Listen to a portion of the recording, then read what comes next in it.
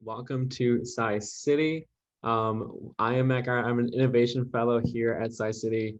And today we'll be talking about business model canvas.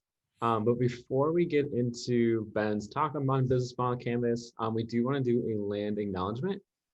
So we acknowledge that indigenous peoples and nations, including the Mohegan, Mashantucket Pequot, Eastern Pequot, Shaktikoke, Golden Hill Pugacet, Niantic, and the Quinnipiac and other Algonquian speaking peoples have stewarded through generations the lands and waterways of what is now the state of Connecticut.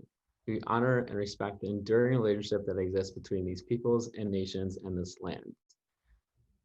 Now, Ben is here. He's an innovation fellow here at Sci City as well. He's also works with CBAY and is part of with CBAY. He's incredibly bright and he's a fantastic teammate.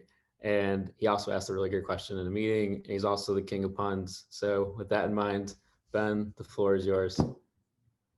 All right. Thank you so much, Matt. I can't remember how many puns I've worked into this talk, maybe none. So he may have set the bar a little bit high, but there are jokes. So we're going to keep it light. We're going to keep it fun.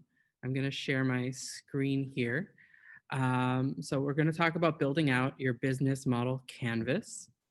To give you an overview of what we're doing today, just kind of a quick run through. We're going to start with an introduction, a little kind of icebreaker. I started this thing with this particular workshop where I'm explaining how you're going to be expected to participate, because I know when we're remotely, the methods of engagement and participation vary. So we're going to start with Poll Everywhere. I don't know if any of you have used that, but it's a great tool to share feedback and see it enter live onto the screen.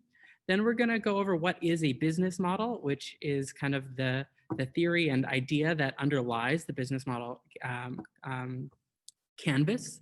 The engagement there is mostly going to be listening. That's going to be a little bit more lecture-like, but I'll hopefully go through it pretty quickly just to give you some foundation.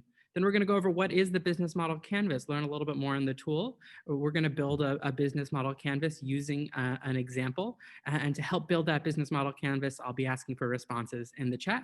And then if we have time at the end, and hopefully we'll have some time for this, we're going to let you build a business model canvas and go into breakout groups. So actually now or at any point during the presentation, feel free to change your name if you're a founder and you've got a business model canvas that you're actively working on. And you can just go, and if you click on the three dots next to your name in the gallery view, you can go to change name or rename participant. So we'll be doing breakout groups in at least 30, 45 minutes, if not longer. But just keep an eye out for that piece of things. All right, introductions. First, an introduction to me. Who am I? Who am I to give this talk on the business model canvas? I'm in a split role here at Yale. I'm an environmental innovation fellow at Sci City, which I've been since 2019. Also environmental innovation manager at CBAY. CBAY is the Center for Business and Environment at Yale. It's a joint program between the School of Environment and the School of Management. I also did the joint degree program between the School of Environment and the School of Management and graduated in 2019. So both as a graduate student and now as a staff member, I've worked closely with Yale startups, administering grants and prizes processes, advising accelerator and other cohort programs for venture and startup teams. So I've seen a lot of startups apply for competitions. I've advised startups applying for things here at Yale, as well as things outside of the Yale ecosystem. I've seen a ton of applications. I've worked with a lot of startups. And so I'm familiar with the tools that are used at these early stages. And the business model canvas is one that is super useful for getting things started and for putting some initial ideas on paper and seeing how things relate to each other. And I'll explain a little bit more about that later. But before that, I would like to get a sense of who you are. So this is the Poll Everywhere tool. You can either open up a different tab and access this through your browser at pollev.com/bensoltoff861, or you can use your phone and you can text Ben Soltoff 861 to the number 37607. Then text your name to this screen, and we'll start to see who's quickest at this, because your names will appear here first. So get this set up. We've got about 5 or 6 questions we're going to do this way. So once you figure it out, well, we're going to keep going. It limits out at about 40 responses because I was too cheap to get a better plan. But I think that will cover most of the folks who are here with us today.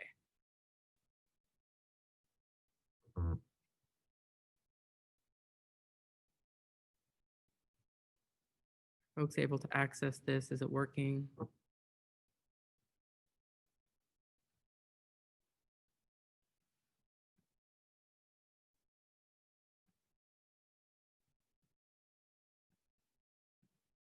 Oh, I'm not sharing.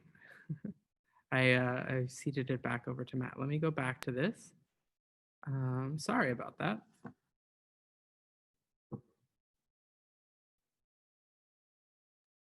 All right, can you all see it now?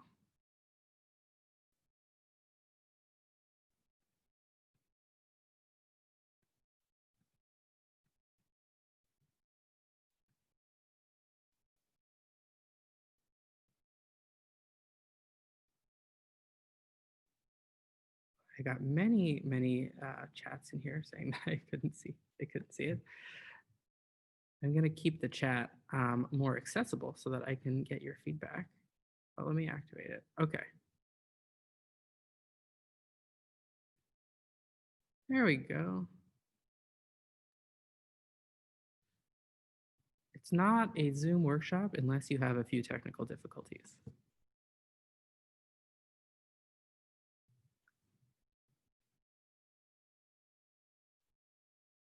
So are folks able to access this? I'm not seeing things show up here. Normally you get a pretty little word cloud.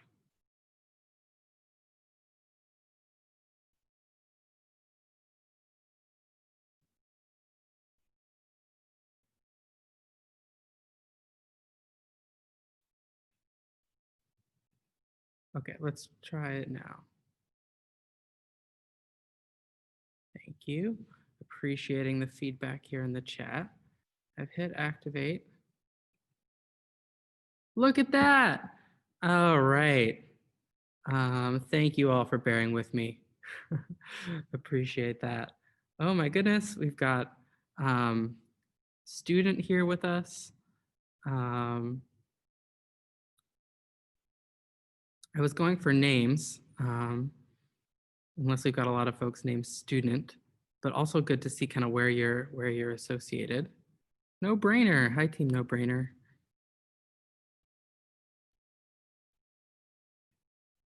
And as you see in this fun word cloud feature, when a response is entered multiple times, it is more common.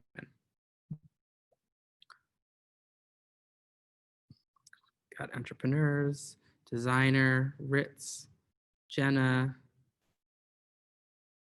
a few undergrads, Uko, another Ben, solid name. I see an aspiring, so I assume this is an aspiring Ben.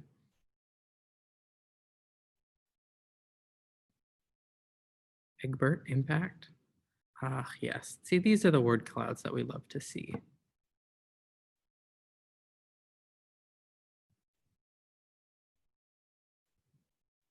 All right, I'm gonna lock it there. Thank you for that. Don't worry, if now that you've got it, keep it open because we've got more coming up. Where in the world are you? So location, start telling me where you are on the planet. Boston, I am from Boston, hometown, born and raised. If you put a little underscore between two words, they'll come out as one. Pro tip with Pull Everywhere. Hence the New and the Haven showing up separately. Someone figured it out with New Haven. Bridgeport, Vermont, Los Angeles, Wisconsin, Ohio, New York City, Connecticut. Oh, Norway. Oh my goodness. Welcome from Norway. Must be a little bit late for you there. Texas, Stanford, the New and the Haven keep growing.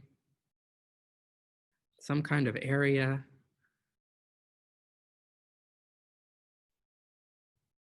All right. North Francisco, Bay Area, California. All right.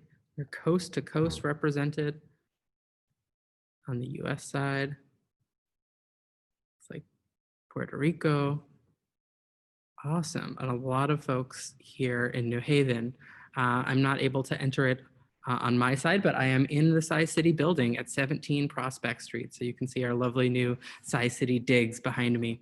I'm going to move on to the next question. Block that.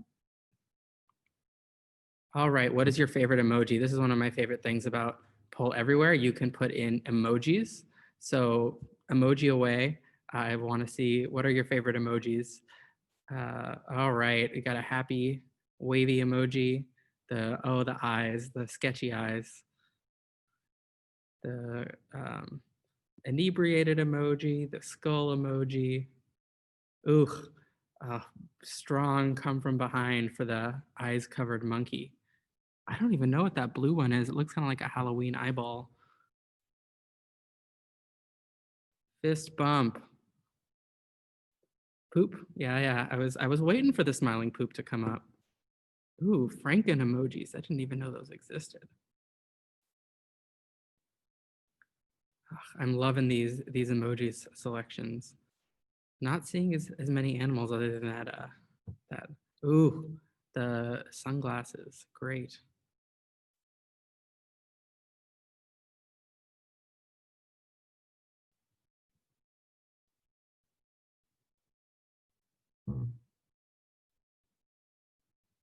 All right. There's more coming in. Rocket ship. As fun as these emojis are, I'm gonna keep us going. And sadly, you won't be able to enter emojis into this next one. What's your connection to Yale? I know we had a lot of undergrads in the last one, graduate students. And if you were just attending this workshop, that is a connection to Yale, and it is a welcome one, so feel free to add that in. A lot of graduates and undergraduates, some alums.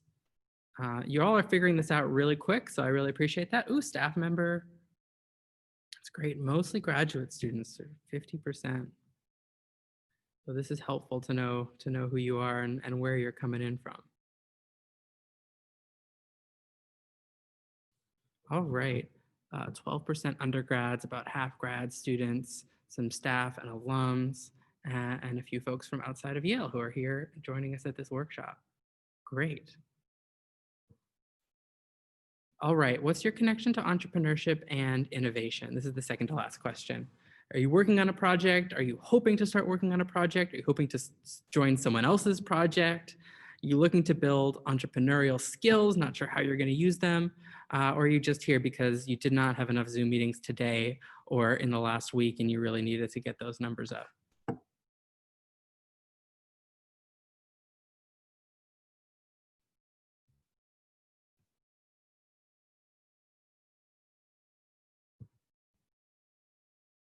All right, so we've got a lot of you who are actively working on a project. That's fantastic. And a lot of you are hoping to start a project. A few of you who just wanted to build the skills.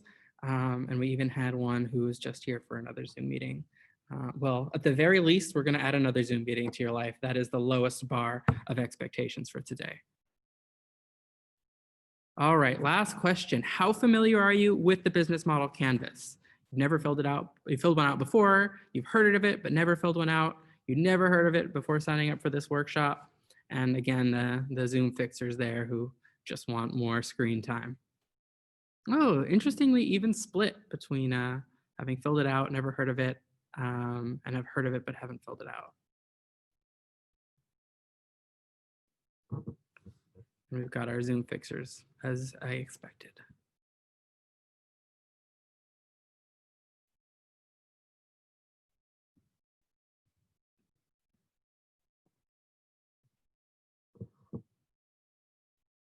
All right, we're going to move on from that.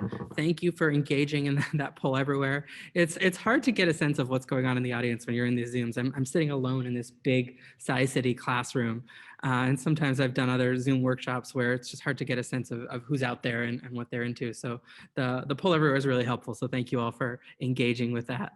I'm going to start with the first kind of content piece here of what is a business model.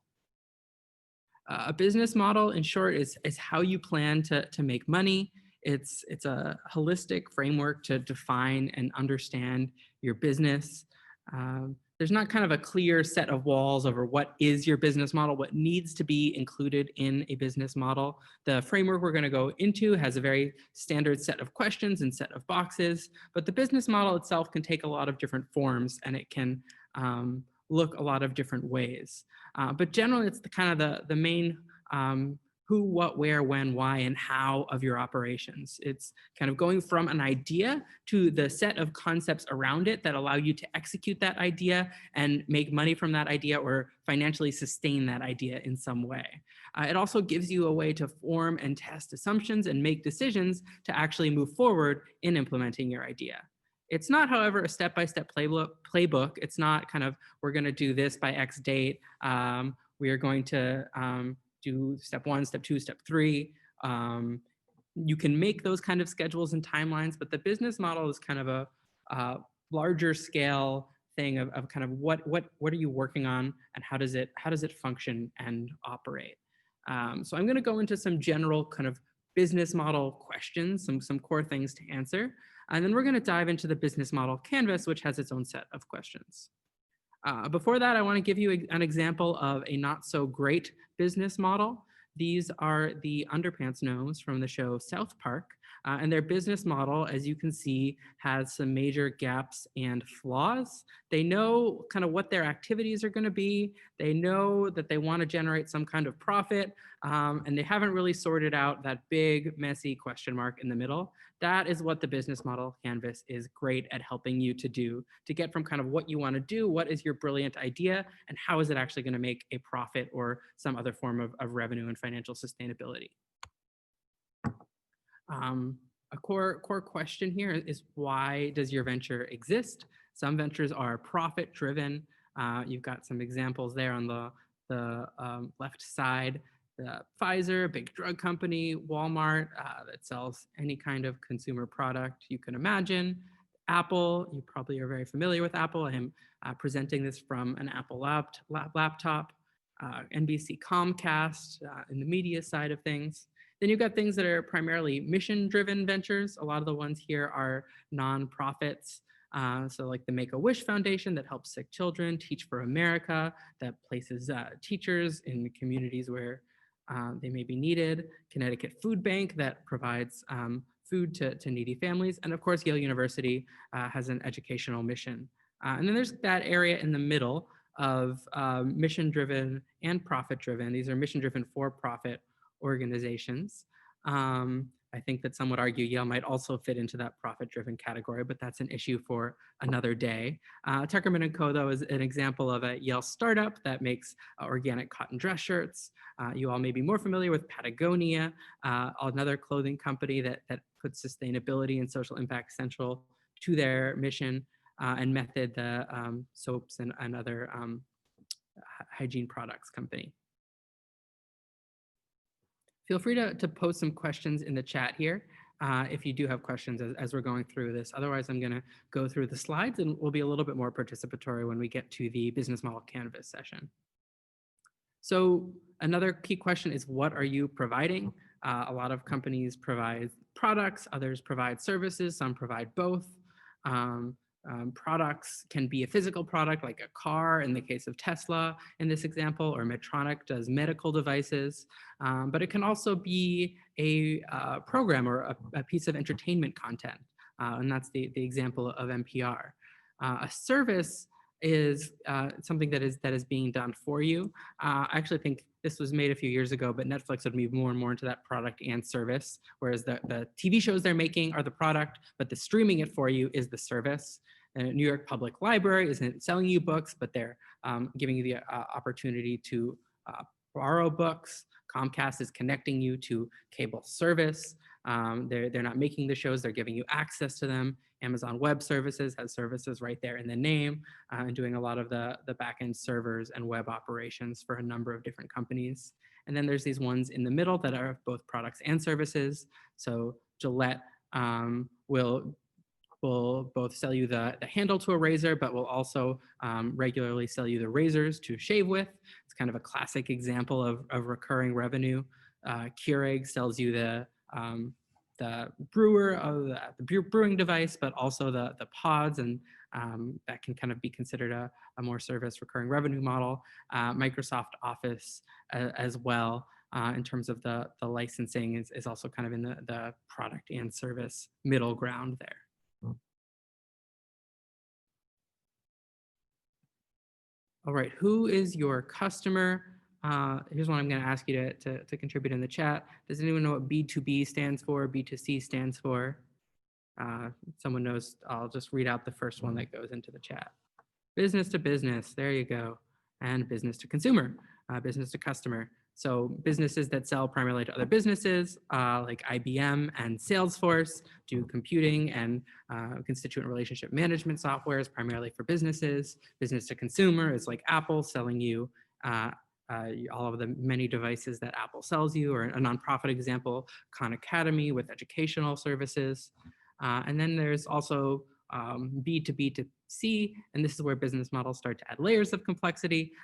They sell both to businesses and to consumers, just like UPS. You can ship something through UPS, but also large businesses can outsource their shipping to UPS.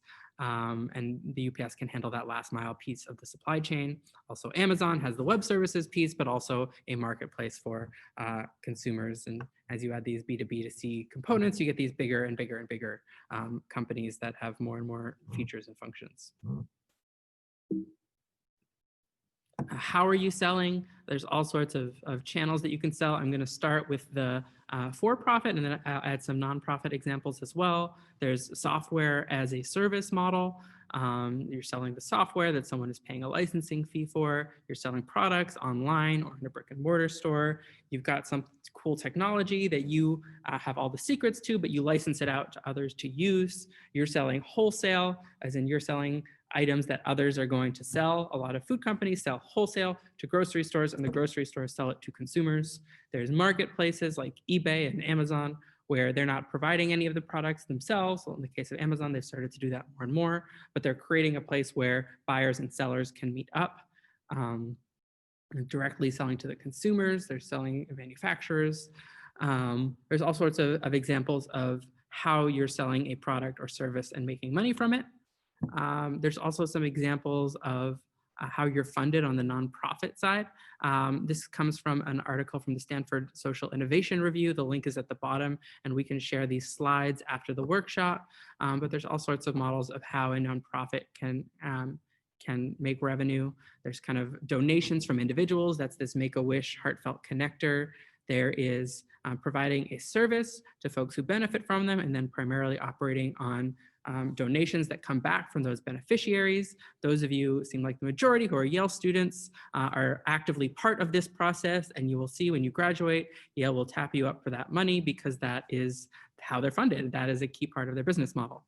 There's the member motivator that has people who pay regular membership dues, and that is what sustains the organization. I come from the environmental space, so the Sierra Club is an example of that there. There's this National Wild Turkey Federation as well.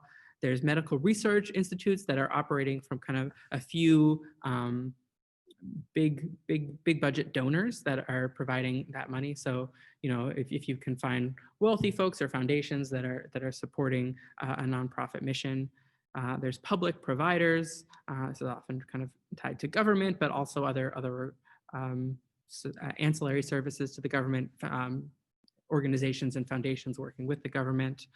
I don't need to go through all of those, but that's just a few examples of how a nonprofit foundation can also think through some of these considerations. And it's called a business model. The word business is often associated with a for-profit venture, but a nonprofit can actually think through a lot of these same questions and do some of these same exercises.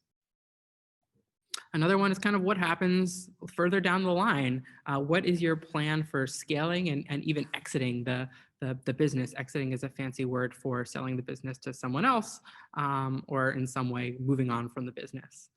So there's different trajectories of the pathway that a company can go. There's venture backed, which scales very, very quickly, takes in a lot of capital, takes in a lot of money from investors, uses that money to grow, and then eventually down the line makes much, much higher money than a smaller company before it got that investment. Bootstrapped is growing based on its own steam. It's a company that's not taking external investment, but is able to sell a product or service and make some extra money on top of covering their costs, and then use that extra money back into the business to grow. They can also grow, but at a lower rate than the venture back that gets a whole bunch of investor money up front. And then there's community enterprises that grow much slower, and they don't necessarily need to grow. They are serving their communities in really meaningful ways. And I think during the pandemic, we've seen the value of community enterprises in particular. You think your local restaurants and markets. Those of you who are in New Haven can probably think of dozens of community enterprises. They may not be on fast growth trajectories, but they are providing a lot of value in the places where they are.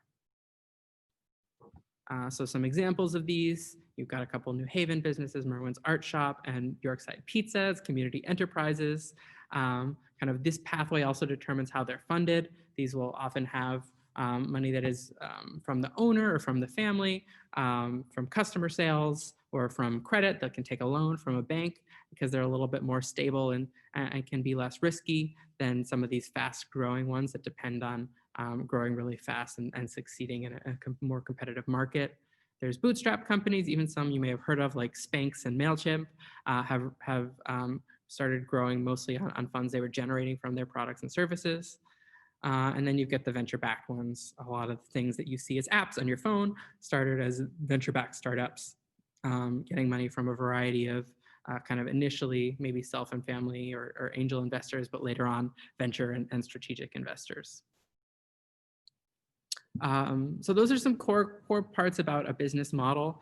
These are kind of all the important questions to answer as you're getting started with your business.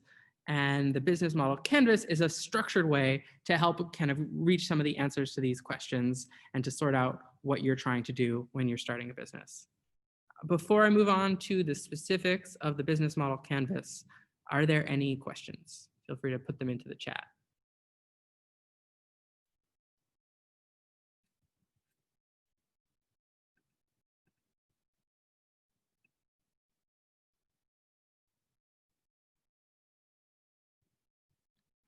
All right, I don't see many questions.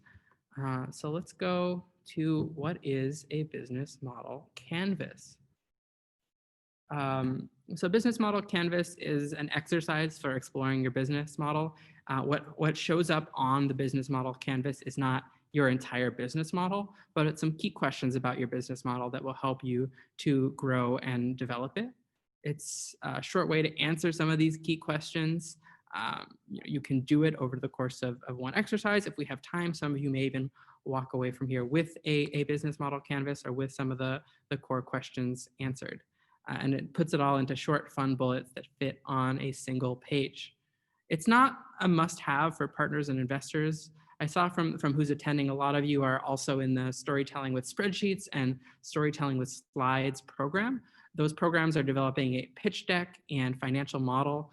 Those are two things that investors and all sorts of other partners will take a deep look at. They will ask you for them if you're looking to partner with them or raise money from them. The business model canvas is not so much something that those groups will ask for. Sometimes it's asked for, or at least an option in Yale Prize and grant applications, because we're an educational institution. We want you to go through that exercise if you haven't already. But this isn't so much of a core business document, an external document, as much as it is an internal document to help you sort things out on the inside. It's also not, as I said, not thorough and complete. So those of you who've done storytelling with spreadsheets and storytelling or about to do storytelling with slides may be familiar with my lemonade stand example. It's just a super simple example of entrepreneurship. Also, those of you who have done the SciCity Launchpad will be familiar of a version of this. Actually, a lot of this may be somewhat repetitive for you from here on out if you've done the SciCity Launchpad, because that program uses a script that I also developed that is very similar to this. That was conducted by Justin Silver, who made it Justin's Lemonade Stand. But again, the lemonade stand is a really classic example of entrepreneurship, going out selling lemonade on the street. Because I'm here at 17 Prospect Street, we're going to say I'm going to set up my lemonade stand right outside at 17 Prospect Street in New Haven. and I'll set up there and get going. So for this piece of it, I'm going to go through each component of the business model canvas. Here is the business model canvas in its full glory. So we'll go through each of these different boxes and we will fill them out for the example of Ben's Lemonade Stand. And then at the end, we'll put you into breakout groups to create your own business model canvas. And we'll go through these different pieces and report back. So that will be an even more interactive component to it. So this is the whole business model canvas. I'm not going to walk through each box right now because I have a whole bunch of other slides that have them in bigger, easier to read font. So to go through box by box. And where I would start here is not furthest to the left, as you might when reading through the sheet, but actually right in the middle with the value proposition. Because the value proposition is core to this whole exercise. It's that early question I asked of why does this venture exist? And breaking that down a little bit, what value is your venture, whether it's for-profit, not-for-profit, mission-driven, what value is that delivering to the consumer? And more specifically, what problem is it helping that consumer or customer to solve? And you can think of this as your customer. For some models, it may also be useful to think of this as a user. So now is the time to get back there in the chat. So for my lemonade stand, what is the core value proposition of a lemonade stand?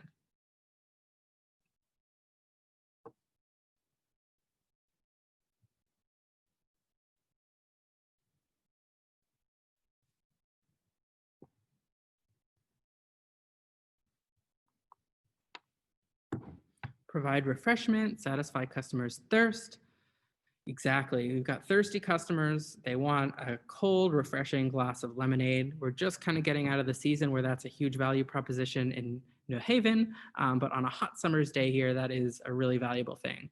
I added another one, and it gets to that kind of community business element. One is that refreshing lemonade, as you all mentioned, but also it's a friendly face. My lemonade stand would definitely be under that trajectory that I mentioned before of community enterprise. And so me smiling and giving you a glass of lemonade on Prospect Street is also its own form of value, although it's not one that is being paid for directly. Going to move on to key activities. The left side of the business model canvas is kind of the key assets and the internal, like what is comprising your business and driving that part of the value proposition. The right side, which we'll get to next, is more about your customers and looking a little bit out at the folks who are benefiting and gaining that value. So we can think of this as generating value. And so on that generating value side, it's what do you actually need? What do you need to do to achieve your value proposition? When will you do it? So in the case of my lemonade stand, what are some of the key activities I'm going to need to do in order to generate that value of providing refreshment and a friendly community?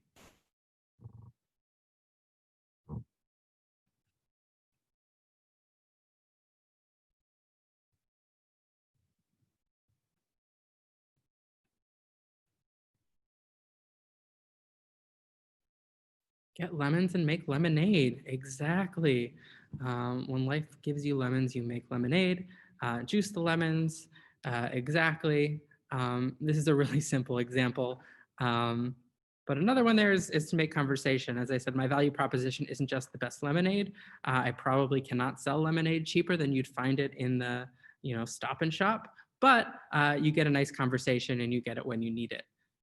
So that part of the community element, I would also consider one of my key activities. Key resources. So what do you need to have to achieve your value proposition? So whereas key activities is what you need to do, key resources is more about physical or even intangible assets that are necessary to achieve this value proposition. So in this case, what are some of the key resources I would need to achieve the value proposition?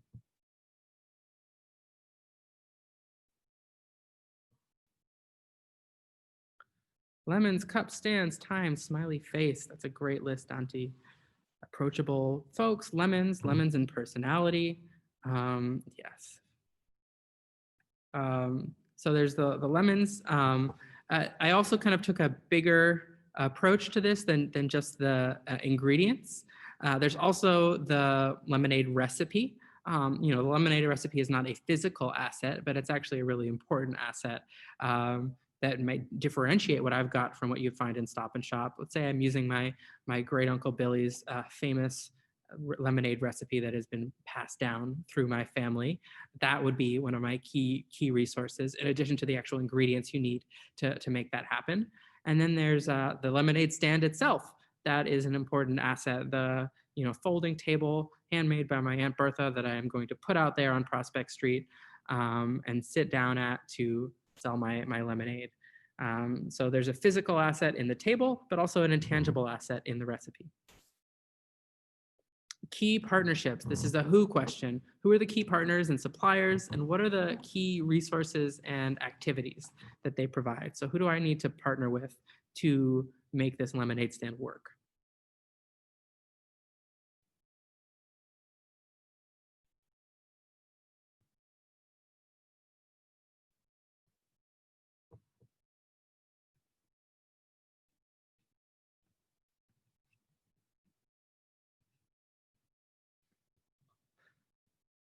Yeah, let's say I already have the recipe and the table, but thinking kind of if I'm operating in perpetuity, who might I need to work with? Farmers to buy the lemons, um, mom and dad, community members, city for the permit, and also probably Yale for the permit because Yale likes to have oversight over those kinds of things. Suppliers, that's a really important one, just maybe more specific than farmers. So here's what I added here. I put the regional water authority because a key ingredient in lemonade is water. This may be my environmental side coming into play, but you need the kind of environment and resources around you and the authorities who administer those to operate a lot of different businesses. And this is often something that in the kind of Silicon Valley mindset gets washed over, but it's really important to work with your local governments and authorities. There's not a lot of industries where you can ask forgiveness rather than permission. That can cause some tricky problems. Also, suppliers. I'm going to say get all my ingredients from Elm City Market, as I don't know any lemonade farmers that are close to New Haven, or excuse me, any lemon farmers that are close to New Haven. So I can buy it from the supermarket with a slightly longer supply chain, and work with Yale and probably also the government of New Haven for any kind of permits I might need to sell the lemonade in the long term. Okay, customer segments. So now I said before that those last three we did were in the generating value. Now this is more towards the providing value and who's gaining value from this. So who's going to get value? How do they fit into categories with similar needs? Who's the most important, if any?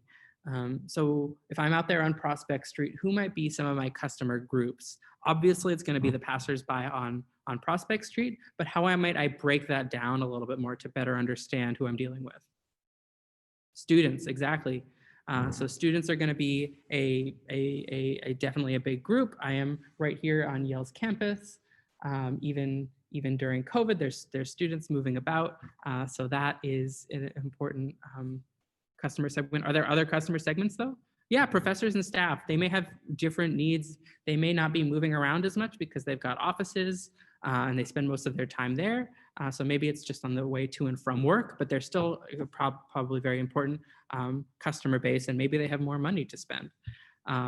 Delivery services, if anyone is vendors, kind of other folks who are servicing campus. That's another important group. Visiting families, yeah. And one more I had here was New Haven community members, folks who are passing through campus. New Haven ties closely to Yale University, and the university actually takes up a large amount of land in New Haven. So I have students rushing between classes, the staff and faculty, as well as New Haven community members and others who happen to be passing through campus.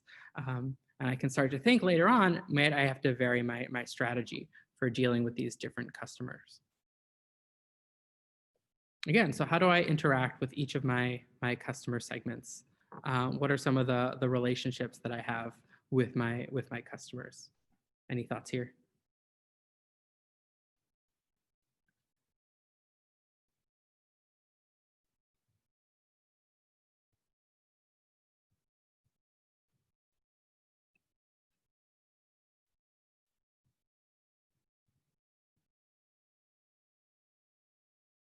Face-to-face communication, yeah, flyers. Um, there's the actual email blasts in person and social media. Yes, you're all going very digital, which is important for businesses. I picked a very analog business. I said I'll just remember recurring customers and be friendly to folks who are coming for the first time, and that's kind of one of the bases of my relationships. I could actually split this more by the different customer segments. I just picked some simple examples here. I think that having flyers and having different other communication channels would also be kind of some examples of those types of relationships. I think that channels is also tied to what you're saying here. I think that there's a close relationship between the customer relationships and the customer channels. It's kind of where will you reach your customers, when will you reach your customers. So the customer relationships is a little bit more how, channels is more about where and when. So I think these email blast delivery services, if I were to do that, would be examples of channels, as well as just being there physically in a place with my table selling my lemonade. Okay, so now we're down to the bottom portion of the business model canvas. This is costs and revenues. Those of you who were at Storytelling with Spreadsheets will know that these are really critical to planning and organizing your business model. And these will go directly into a financial model. You can almost, if you complete the business model canvas, you can almost take these right from the bottom of the business model canvas and put these into a financial model. The way that it's oriented, if you remember when the whole thing came together, was that cost was on the left, revenue was on the right. Some may think of revenue, but prior to thinking of costs, as that's how it's listed on an income statement. But the reason that cost is over there on the left is that it's tied to the value generating activities. Those are things that will also have associated costs often, and the revenue is tied to the value provision to customers. So starting out here, I think that a lot of what you've already said would tie to specific costs. So how are the costs incurred to deliver the value proposition? What's most and least expensive? So what are some examples of my cost? Even if you said it before, feel free to say it again. Produce, sugar, produce specifically being lemons, unless you wanted to get fancy and add some other vegetables. Cups, exactly. Ingredients, equipment. There's one big one that you all haven't gotten to yet. What's another resource that you need to sell lemonade? Marketing, sort of. Time. Thank you, Jonathan. That's what I was going for. So yeah, the water was also a big one. Lemons, sugar, water. Maybe I have a few secret ingredients I don't want to tell you all about. The cups and my time. And if I start to grow and expand or just don't want to personally be manning the stand at all times, having someone else to staff the stand for me, that time is an important resource. And those of you who've done financial models know that budgeting your personnel is a really key piece of your business model and projections. All right, last but certainly not least, we've gotten to revenue streams. This is what are customers going to pay for? What is the money that is coming in the door? How are your customers going to pay for it? So this is a really easy and simple one. The revenue stream is, I'm just gonna give it to you, the money that people are paying for lemonade. I'm gonna say, I'll set a simple price of $1 per glass per the lemonade that will be paid in cash and maybe credit card. And so let's add Venmo on there too, because it's a lot of students. So that's my revenue stream. It's pretty simple in this case for the lemonade stand. So now the exciting moment, drum roll, where we put it all together. So you saw the full blank business model canvas before, and now you see the business model canvas with all of these different components that the group here so kindly helped to put together. So this is what a completed business model canvas might look like. And note that it's not paragraphs and paragraphs of description. I've seen business model canvases where folks try to write whole essays in there. The idea of this is that it's bullet points and that it's as concise as possible and just listing down the core ideas. So there's not a lot to it. I mean, this is a particularly simple example, but you could fill out a business model canvas for a real and much more complex company, and it wouldn't look a ton more complicated than this. You would probably have a few more bullets in some of them, but the bare bones of what this tool is useful for producing is pretty darn simple. And so that's what we've got here. I'm going to move into the participatory section pretty soon. Before I do, any kind of questions?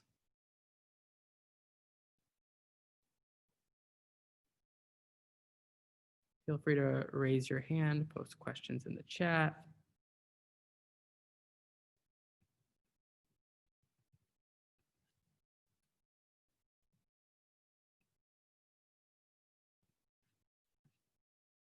Are there variations of the business model canvas? There are. Thank you, Dante. I have them right here, so I can go into them. You teed that up perfectly. So there's a couple other variations. You could probably find some more online. There's the lean canvas, which is geared more towards problem and solutions. It's got fewer boxes and is really thinking about what problem are you trying to solve and how are you trying to solve it. And there's the social business model canvas, which is geared towards beneficiaries and impact, great for mission-driven ventures and nonprofit ventures. And I'll actually show you those right now. So you've got the lean canvas right here. You can see it looks pretty similar. It's still got the cost and revenue at the bottom. It's got the value proposition. But rather than that generating value side and the providing value side, it kind of focuses more on what is your problem and solution and how will you measure that you've solved your problem and kind of what is really driving your customers to you. What is your unfair advantage? And then there's social business model canvas is thinking less in terms of a for-profit company, but more like what is the key activity that you're doing? What kind of intervention to solve a problem do you have? But still note that it's got the cost and revenue at the bottom. Even a nonprofit idea, it will have to have money coming in the door some way, and will have costs and budget associated with what's being produced. So you can find those at the links in the slide earlier, and that's what those look like. Before going to that next one, let me take a look at some of the other questions. Any other, there's a lot of thought that goes into defining your value proposition for more implied businesses. Any advice or other resources for more complex businesses? Any other resources for that? I think that, a key part of the value proposition is that you should be able to distill it to something that is short and sweet. You may not be able to tell the full story in a couple bullets or a couple sentences, but I think an important exercise of the value proposition, especially when you're raising money from investors and having a lot of meetings with potential partners and investors, is being able to distill your value proposition into something that can be understood right off the bat. And I think the business model canvas is a helpful tool for potentially getting into that. For more complex businesses, you may have a few more bullets. You may also need a lot of follow-up to actually explain it. Selling lemonade on Prospect Street is pretty self-explanatory. But I would challenge you, Meg, to see if you could distill whatever your value proposition is. Are you able to share these as Google Slides so we can work on them? That is a great suggestion. We can share those after the facts, at least to work on them. Actually, maybe I can just share it directly. Actually, give me a moment here and I will share it with Matt and Ellen, and they can give you the slides or see if they can make just one of the business model canvas. So I'm going to share this with our behind the scenes technical support. So as I keep answering questions, we can get a version of just that. Matt, are you able to just pull the business model canvas, phenomenal. I will put the slides back up in a moment, but it's actually a lot easier for me to see what's going on here if I keep the slides down. Do you have any simple suggestions for resources that help with creating timelines and for tracking progress, things that the Canvas does not do? I love a good Gantt chart. There's also all sorts of project management tools. You can use Asana, we use Trello at SciCity. If folks have examples of project management tools for actually tracking progress, feel free to add those in the chat. There's plenty of tools that you can use to keep yourself to schedules and timelines. Yes, I know Matt is a big fan of Notion. You can use that one as well. Yeah, Business Model Canvas, as I said before, doesn't do that particularly well. As you could see, it didn't give me much information on, what steps I need to take and at what times to start my lemonade stand. It's kind of bigger picture than that. ClickUp. Good suggestion there as well. One more question here from Michelle. For a business that's in the middle, is there a suggested model over another to use? Michelle, I'm not sure I completely understand that question. Is that in the middle of what?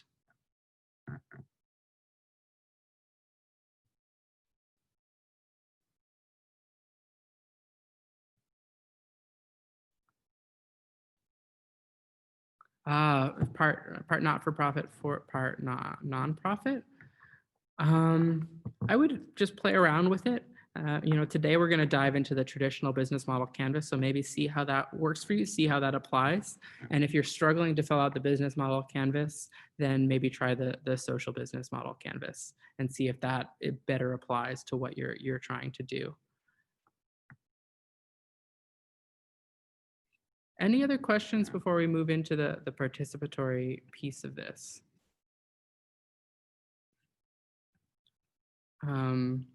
As we get ready for that piece of things, it would be great if you could put founder into your name on Zoom.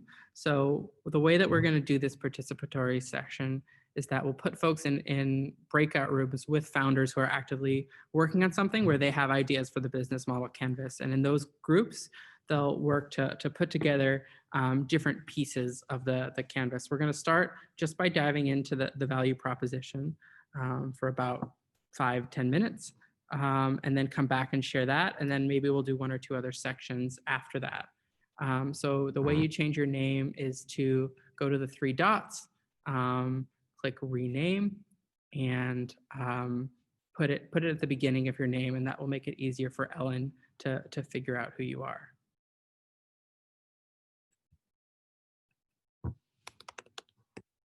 I'm going to change my name.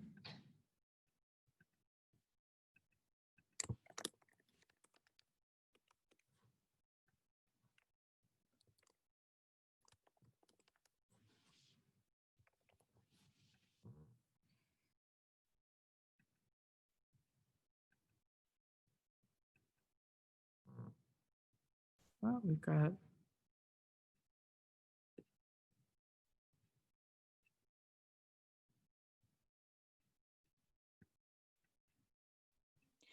And how many people should be in each room? It depends on how many folks we have who want to try out the business model canvas. I'm not seeing a ton of folks changing their names. I know I saw a few folks in the chat who are working on businesses.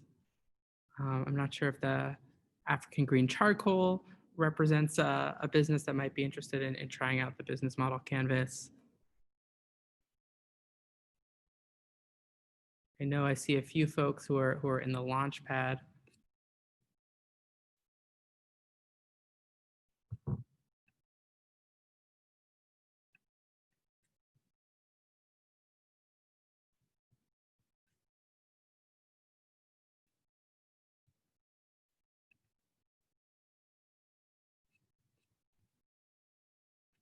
Ellen, how many folks are you seeing who have something that they actively want to work on in the workshop piece? So I see, There were 4, now there are 3. I think there's Paola, Amy, and African Green Charcoal. Oh, I think I see Zainab listed herself as a founder too. Oh, yep, there she I is. think we'll stick with those 4 groups. So we're gonna go with that. So why don't you put the folks into those groups? Is that ready to go, Ellen?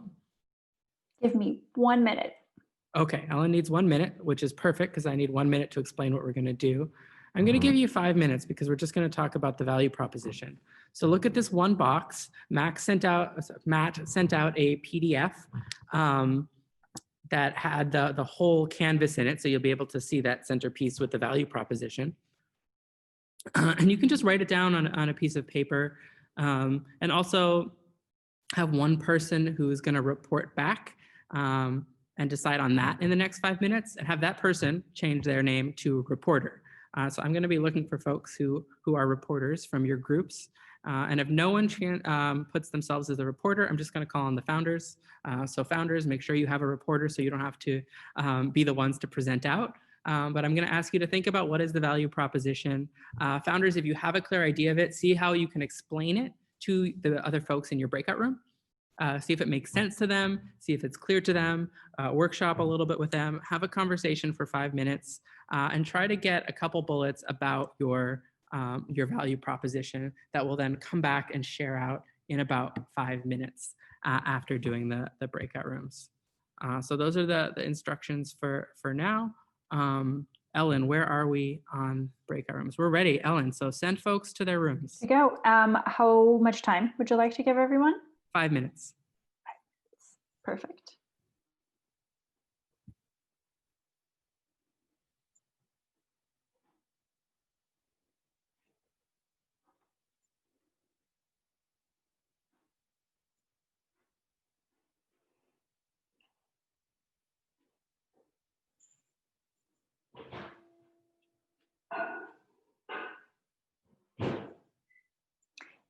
Amy, are you able to go to your breakout room? Welcome back, everyone. I hope you enjoyed that exercise. I'm going to start looking for reporters. I don't see many who officially are reporters. Amy, did you assign a reporter in your group? I did not, but I think, so Victor I know very well, so I think Dante could actually report very well on what I'm doing. Dante, you've been pushed into the spotlight. I have. You can deny the request. So Amy's service, I guess the value proposition on the why is there's a gap between the need of elderly or certain groups of people completing daily tasks. And the value of her service would help people complete those tasks and actually benefit directly for the citizens, senior citizens, for example, to go to pharmacy, etc., to do the daily tasks, but also would benefit their children who really didn't have time, and that would usually be their burden or responsibility. A third value that added on top is the sense of security, because her business would also allow the tracking, geo-tracking in real time to monitor the task completion and duration. So the what, I think it was described as well as solving. Yeah, I think there was a lot in there. I got kind of a core value proposition, and then kind of a few additional kind of sub value propositions in addition to that. But the kind of core top line I heard was helping older people to complete daily tasks that they currently don't have completed. Does that sound accurate, Amy? Yeah, it's great. Thank you. I told Egbert I'd call on him in our group. So Egbert, what was Zainab's value proposition? Yeah, so she talked about, I guess, providing a range of products from otherwise discarded byproducts in the olive oil making process. And so there's like a big sustainability, I guess, benefit to that. Yeah, making useful products out of discarded olive oil byproducts. Oh, we have someone labeled as a reporter. That's exciting to see. Io, what was the value proposition in your group?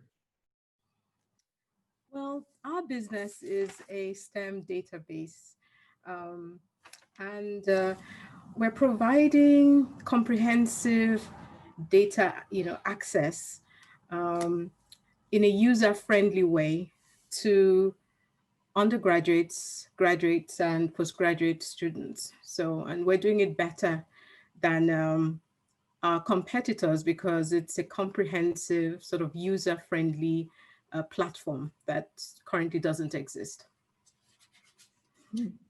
So I'm sure Paula can, sort of chip in here. So essentially, we are, okay, so why? Because, okay, so sorry, the what is that we're going to gather and curate STEM activities and data, put it in an engaging way for our users, and to structure it in such a way that is sort of accessible and presentable to the groups, to our customer segments. So we're going to use platforms such as our web-based website, social media, Zoom and Slack to be able to reach these customers. Our sort of costs, we are thinking of getting grants and donations to be able to fund this project. And we think that the real value will be to our undergraduate students because they tend to use these sort of media more than the postgraduates who tend to dip into their own networks, personal networks. So we think the real value will be for the undergraduate students. Yeah, so I see you're getting a little into kind of beyond the top level value proposition to some of the costs and revenues. We'll dive into that a little bit more. I know we had one other group and I want to hear that value proposition. Thank you. What happened to the African green charcoal group? Were they still here?